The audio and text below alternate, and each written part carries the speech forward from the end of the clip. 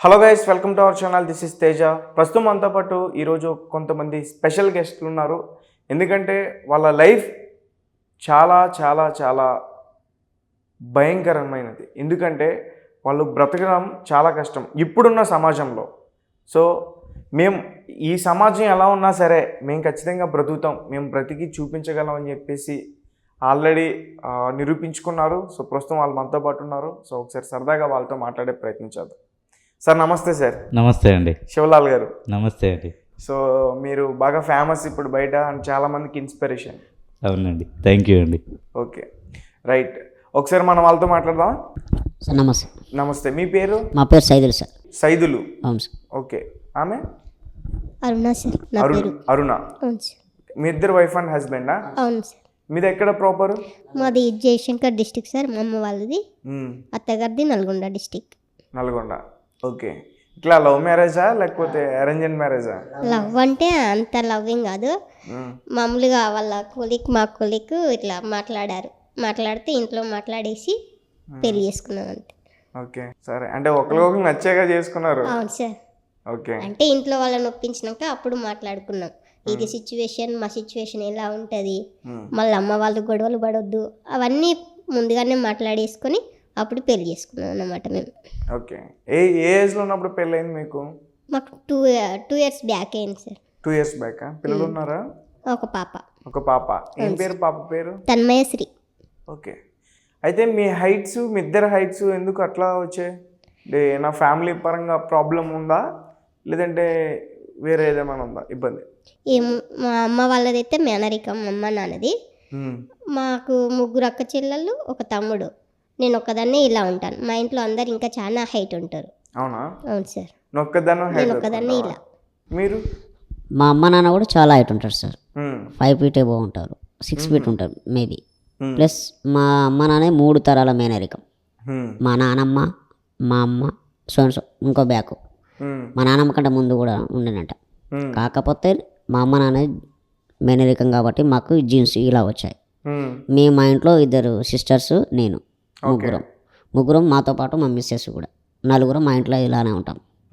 ఇప్పుడు మాకు ఒక చిన్న పాప 2.5 years. పాప బాగానే ఉందా? ఇప్పుడు ప్రజెంట్ అయితే పాప మంచిగానే ఉంది సార్. డాక్టర్స్ అయితే మంచిగానే ఉంది, ఇప్పటి వరకు గ్రోతింగ్ ఉంది అని చెప్పారు. 2 years వరకు అయితే గ్రోతింగ్, 2.5 years వరకు గ్రోతింగ్ ఎంత ఉందో నార్మల్గా ఉందని చెప్పేసి అన్నారు సార్.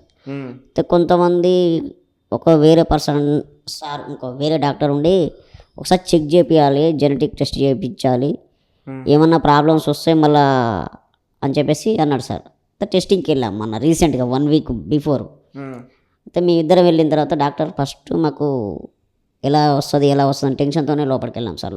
ఓపీ రాపించుకున్న తర్వాత ఒకటే మాట అన్నాడు సార్, పాప అయితే కరెక్ట్ ఉంది, ఇప్పటి వరకు ఈ స్టేజ్ వరకు కరెక్ట్ ఉంది, ముందు భవిష్యత్తు ఏమవుతుందో మీ ఇద్దరు ఇలా ఉన్నారు అన్నాడు సార్. హార్ట్ అయింది సార్ నాకు ఇక్కడ. మా ఫ్యామిలీలో మేము 4 ఉన్నాము. మా పాప కూడా ఇలానే అనేసరికి, మా మమ్మల్ని ఆదర్శంగా మా ఇద్దరిని ఉండడం వల్ల కూడా అనేసరికి నాకు హార్ట్ అయిపోయింది. సార్ ఏమన్నాడంటే, మీ పాపకి టెస్టింగ్ అన్ని ఖర్చులు, మినిమం ఇంజెక్షన్స్ కూడా ఉంటాయి వేయించడానికి, మినిమం మంత్లీ 15,000 అవుతుంది అని చెప్పింది సార్. మంత్లీ 15,000 ఇంటూ ఒక 20 years పెట్టాలన్నాడు. 15,000 కదా సార్, 10 రూపాయలు కూడా సంపాదించలేని స్థితి మాది ఇప్పుడు. మమ్మల్ని పనికి ఎవరు తీసుకోరు. అడ్డ మీద పోతే మాకు ఎవరు తీసుకోరు సార్ పనికి. మాకే జాబ్ లేదు, చదువుకున్నా ఏం లాభం లేదు సార్ మాకు. ఏం చదువుకున్నారు? నాది డిగ్రీ డిస్కంటిన్యూ సార్, ఇంటర్మీడియట్. మా మేడం పీజీ అయిపోయింది, బీఈడీ చేస్తుంది సార్ రన్నింగ్లో. తను స్టడీకి తగ్గట్టు జాబ్ ఇస్తే మేము ఆల్రెడీ మా పాపను పెంచుకోకుంటాం, సమాజంలో మేము బతకగలుగుతాం సార్. ఓకే. ఇప్పుడు మాకు ఏది లేనప్పుడు సమాజంలో బతకం కూడా వేస్టే సార్. మరి ఇప్పుడు ఏమన్నా ప్రైవేట్గా ఏదైనా జాబ్ చేస్తున్నారా? ఏం లేదు సార్, ఖాళీ ఊర్లోనే ఉంటున్నాము. ఇప్పుడు మమ్మల్ని ఎవరు పనికి కూడా అంతగా ఏం తీసుకోరు సార్. కాకపోతే మేము తల్లిదండ్రుల సంపాదన డైలీ లేబర్గా వెళ్ళిన పైసలతో కంట్రోల్ రైస్తో తిని బతుకుతున్నాం తప్ప. ఎవరు మీ పేరెంట్స్ వెళ్ళిన? అవును సార్. ఓకే. మీరు చదువుకున్న రోజుల్లో మీతో ఎలా ఉండేవారు ఫ్రెండ్స్? అంటే కొంతమంది మంచిగా ఉంటారు సార్, కొంతమంది ఒక్కొక్కరు మెంటాలిటీ వేరే ఉంటుంది సార్. ఒక్కొక్కరు హేళన చేస్తారు, ఒక్కొక్కరు 100 మంది హేళన చేస్తే ఒకరు మంచివాళ్ళు అంటారు సార్. పాప అలా ఉన్నాడు, ఆ హేళన బాధపడతారని కాన్సెప్ట్తో ఒక్కరే ఉంటారు సార్. లాస్ట్లో 100లో ఒకరు ఉంటారు. ఉమ్. 99% హేళన చేస్తారు సార్, చిన్న చూపు చూస్తారు ఖచ్చితంగా. ఫ్యామిలీలో ఎలా ఉంటారు? ఇక ఫ్యామిలీలు అంటే ఇప్పుడు చాలా కష్టం సార్, అది కూడా ఇక చెప్పలేము ఇక. ఎందుకంటే ఫ్యామిలీలో కూడా అలానే చూస్తుంటారు అన్నమాట. ఉమ్. ఏది ఉందిలే అన్నట్టుగా. అదే మన దగ్గర డబ్బులుండి గవర్నమెంట్ ఎంప్లాయ్ అయినాం అనుకో, అది వేరే రకంగా చూస్తారు సార్. ఉమ్. మనకాడ డబ్బు లేదు, గవర్నమెంట్ ఎంప్లాయ్ కాదు. ఏంటంటే ఏదైనా ఫంక్షన్కి పోవాలన్నా ఏదైనా చేయాలన్నా వాళ్ళు ఏం చేస్తారంటే చెప్పుదాంలే మీది మాటలు కన్నట్టు ఉంటుంది సార్. ఓకే. మన బంధుత్వాలు కావచ్చు, ఇంకా వేరే ఏ రకంగా వెళ్ళినా మన బంధుత్వమే కాదు, ఎక్కడ ఫంక్షన్ జరిగినా మీలాంటి సో ఇంకా వేరే వాళ్ళ ఫ్రెండ్స్ ద్వారా ఫంక్షన్కి వెళ్ళినా కానీ ఏముందిలే కానీ అన్నట్టుగా గిల్టీగా తీసేసినట్టు ఉంటారు సార్. అంతే. ఓకే. చాలా బాధ అనిపిస్తుంది సార్ సమాజంలో తిరగాలంటే. ఓకే. బాధపడ్డారు ఎప్పుడైనా? చాలా బాధపడతాం. పొద్దున్న లేస్తే బాధలే ఉంటాయి సార్ మాలాంటి వాళ్ళకు. ఖచ్చితంగా బాధలే ఉంటాయి. మీ చిన్నప్పుడు అంటే మీ 15 years అన్నప్పుడు అప్పటికే మీ ఏజ్ అంటే మీ హైట్ గురించి తెలుసా? మాకు తెలియదు సార్. నాకు 7th 8th క్లాస్ అప్పుడు ఇట్లనే డాక్టర్ సర్టిఫికేట్ కావాలంటే నాకు అప్పుడు 7th అంటే మినిమం 15 years ఉంటుంది అప్పుడు. అయితే ఇప్పుడు పైసలు వస్తాయి, 200 వస్తాయి, 50 రూపాయలు వస్తాయి, పెన్షన్ వస్తుంది అంటే మేము వెళ్తే మాకు ఆ రోజు కూడా తీసుకోలేదు నన్ను. నాకు ఒకసారి తుంగతుర్తి నియోజకవర్గంలో తుంగతుర్తిలో గవర్నమెంట్ హాస్పిటల్ ఇస్తున్నారంటే మా మామయ్య వాళ్ళు తీసుకెళ్లారు. ఆ రోజు కూడా ఇవ్వలేదు. తర్వాత నేను నల్గొండ దగ్గర కామనేని హాస్పిటల్లో నార్కడపల్లిలో మా డాడీ తీసుకెళ్ళాడు. మా డాడీ తీసుకొస్తే ఏమైందంటే ఆ రోజు డాక్టర్ ఏమన్నాడంటే ఈయన వయసు పైబడినంటే పెరుగుతున్న కొద్దీ ఈయన పెరుగుతాడు అని చెప్పేసి అన్నారు సార్. అదే రోజు కనుక ఈయనకి ఇట్లా ఇంజక్షన్స్ ఉంటాయి, జన్యుపరంగా లోపం ఉంది నాకు అని చెప్పేసి తెలిస్తే మా తల్లిదండ్రులు ఆ రోజు ఏం చేసేవాళ్ళు, నా వెనక వాళ్ళు ఉండేటోళ్ళు ఎలా ఆలోచించేవాళ్ళు. అంతే కదా సార్. ఇప్పుడు నేను ఒకటి ఎగ్జాంపుల్ ఏం తీసుకున్నా అంటే నాకు మ్యారేజ్ కాలేదు సార్. ఒకసారి నేను ఇట్లనే రోడ్ల మీద తిరుగుతుంటే ఒక హ్యాండిక్యాప్డ్ కుక్క డాగ్ తను ప్రెగ్నెన్సీ అయి పిల్లలకు జన్మనిచ్చింది. అంటే అది నా హైటే ఉంది, డిజేబుల్, మళ్ళీ అందులో డిజేబుల్. దాన్ని ఇంప్రెషన్ చేసుకున్నాను సార్. నేను కూడా నా భార్యని ఎవరో నాలాగా ఉండేటోళ్ళని చేసుకుంటే మనకు పిల్లలు పుడితే దాంట్లో కూడా 3 ఉంటే, ఒకటి హ్యాండిక్యాప్డ్, 2 నార్మల్ ఉన్నాయి సార్. దాంట్లో కూడా పిల్లలు పుట్టినప్పుడు ఒక 20 days 15 days ఏవో ఉంటుంది, ఒకటి మాత్రం హ్యాండిక్యాప్డే ఉంది సార్. అలా అయ్యి నేను చాలా ఒక్కొక్కసారి నాకు బాగా గుండెలో బాధ అనిపిస్తుంది. నా ఫ్యామిలీని చూసిన ఆ కుక్క ఎప్పుడు గుర్తుకొస్తుంటుంది సార్ నాకు. అప్పుడు సరే ఉందో లేదో నాకు తెలియదు సార్, కానీ మస్తు బాధ అనిపిస్తుంది సార్. అందుకే నాకు కుక్కలు అంటే చాలా ప్రేమ. సో మరి పెళ్ళి ఎవరో బయట నుంచి చెప్పారు అంటున్నారు కదా, కొలీగ్స్ అన్నారు కదా. అవును సార్. సో మరి తీసుకొచ్చినప్పుడు మరి అతన్ని పెళ్లి చేసుకుంటే హ్యాపీగా ఉండగలం అని అనుకున్నావా?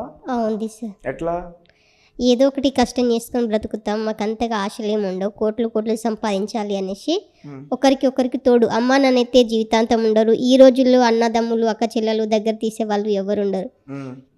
ఎలాంటి వాళ్ళైనా కానీ భర్తకు భార్య తోడు, భార్యకు భర్త తోడు అనే కాన్సెప్ట్ అది 100% ట్రూ సార్. అది ఎవరి మాటల్లో చెప్పినా కానీ అది 100% ట్రూ. కాబట్టి నాకు ఆలోచన వచ్చింది. అంతవరకు లేదు నాకు ఆలోచన మ్యారేజ్ చేసుకోవాలి అనేసి. ఆ తర్వాత మా ఫ్రెండ్ నుండి అడిగేది, ఆలోచన ఉందా ఏమైనా అబ్బాయిని చూడాలా అంటే, ఇవన్నీ నాకు ఎందుకే అనేసి అనేదాన్ని. తర్వాత కొన్ని రోజులకి మళ్ళీ ఒకసారి అడిగింది.